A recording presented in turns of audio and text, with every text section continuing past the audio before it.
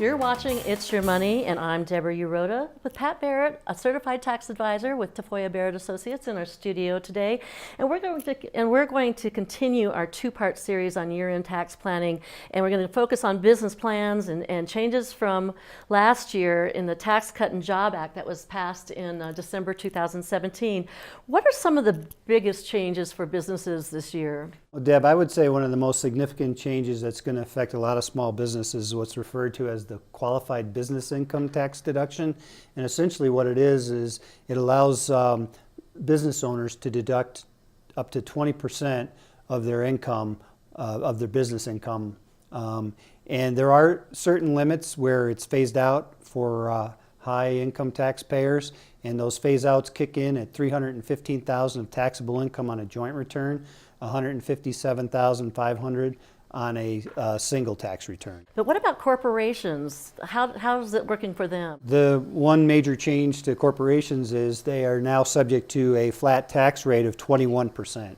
And this qualified business income tax deduction was put in place to try to put partnerships, sole proprietors, and subchapter S corporations on equal footing with the C corporations that are now subject to that flat 21% tax rate. Well, is it to a small business's advantage to go to a corporation, or what? We have a saying in the tax advising world, Deb, where the answer to every tax question is depends. And I think it's very true in this situation. And they also changed the way you can account for your money when you're filing your income tax. Can we talk about that a little bit? Yeah, we sure can. One change that was made is basically a change that will allow more small businesses to be able to use the cash method of accounting. Prior to this Tax Act being passed, if a small business had more than $5 million of gross receipts on average over the course of the last 3 years, they were required to use what's referred to as the accrual method of accounting. They bumped that $5 million limit up to $25 million. So more small businesses should be able to utilize the cash method of accounting over the accrual method of accounting. And the difference between the two? Cash, as the name implies, is that you pick up the income as taxable income when you actually receive the cash. You get to take a deduction for your expenses when you actually pay them, when the cash goes out the door. The accrual method is a little different. You recognize your income when you earn it, not necessarily when you receive it.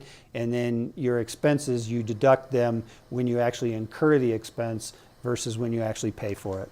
So which method is going to work best is going to depend upon your year-end tax liability and what you may be taking a look at next year in 2019. So you want to take a look at whether you're going to be making big investments or you plan to make more or less money. How will that work? So you can use either one, is that correct? Well, you can't switch from year to year.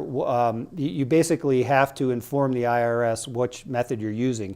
And if you're making a switch, it's a fairly involved process you have to go through that's referred to as a change in accounting method.